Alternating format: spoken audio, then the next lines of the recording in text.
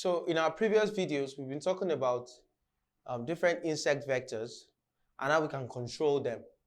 So today's video, we'll be talking about rodent vectors. Now we'll be talking about insects. So we have, we know the rodents that we have. We have mice and rats. So the common rodent vectors that spread diseases are mostly the rats and the mice. And they spread diseases like plague and typhus. Also Lassa fever and so on and so forth. They spread these diseases to humans by, even with some of the, some of these vectors have some external parasites like fleas and insects on them. So they spread these diseases indirectly by these parasites that they have on them. They also spread diseases by directly contaminating food and drinking water of human beings with their feces and with their urine. So that's where these rodent vectors spread diseases. So we want to now talk about the habits of these rodent vectors. How do they behave so that we can know how to control these vectors. Now, rats prefer to live close to food and shelter. That's one common thing about rats. They prefer to live closer to places where they can easily get food and shelter. So they are omnivorous animals, which means they can eat both plants and animals. So they can eat various types of food because they are omnivorous. And they are also nocturnal animals, which means they are active mostly at night or mostly during the dark. Now, rats nest in rubbish dumps, amongst vegetation, and in wood piles. So that's where rats are found. That's where they hide and nest. So inside houses, they nest inside spaces between walls. Some of them even crack spaces between walls, or some of them just hide in spaces in between walls and hide there. They hide underneath the floor and they hide in the roof.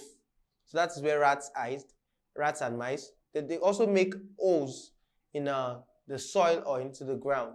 So based on wherever they are found, they find places to nest. If they are found in the wild, they nest in rubbish dumps, among vegetation and among wood piles. If they're found in the house, they find the places to nest in between walls, under the floor and inside the roof. And also they can also nest in holes inside the ground. They can dig into the soil or into the ground and make nests there also. Now let's talk about the control of rats. So the control of rats actually involves various methods also, like the other vectors.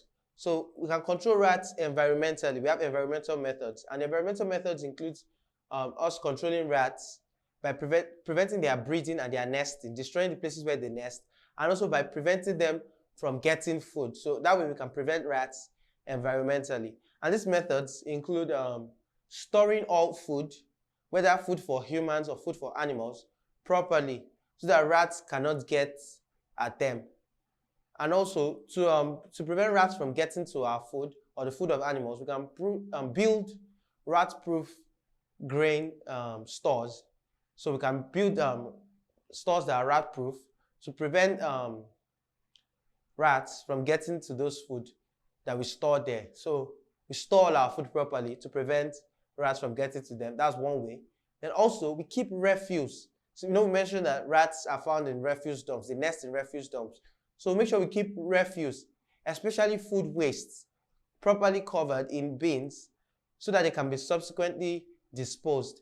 We make sure all our refuse are properly covered so that because those are places rats can hide and nest, and they can get food from those places. So make sure our refuse is properly covered inside bins, refuse bins, and make sure they are disposed properly and at the right time. Also, we make sure we keep the house clean. A house that is properly clean would have much problems of rats. It's if the house is kept clean from time to time, it's even very possible to have no outbreak of rats, or if had no rats present in that house. So make sure you keep your house clean. That's a way to control rats and mice. Also, clearing of rubbish dumps and bush around residential areas. If there are bushes or shrubs around a residential area or a house, make sure these are properly cleared. And if there's refuse dump in places where we're living, make sure these are also properly cleared, because those are places rats nest, and from those places they can get into the houses where we live in. Now for the control of rats, we can also control rats chemically, and we use this by introducing rat poison. So we can put some food on the ground or put some traps and mix it with poison and set them for the rats. So this poison can be used as bait. Oh, sorry, this food that we've mixed with poison can be used as bait for these rats. Then we use this to kill the rats and mice also. Then apart from the chemical method, we can also use different kind of traps to get food, to capture these mice and kill them. The rodents, we make sure we have different kind of traps that can be used. We have traps that can be used in the farms and in the house. We use these rats to catch them, and we can also use a biological method by using the natural predator of rats. We have cats as the natural predators of rats, and we can use them to catch rats. We can use them to kill them, so that to reduce their population. So we can control rodents with this method. So that's how we can control rodents. So that's the end of today's video on control of rodents.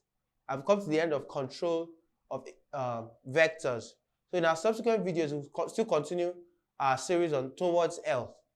So in our next video, we'll be talking about personal health and how we can ensure personal health.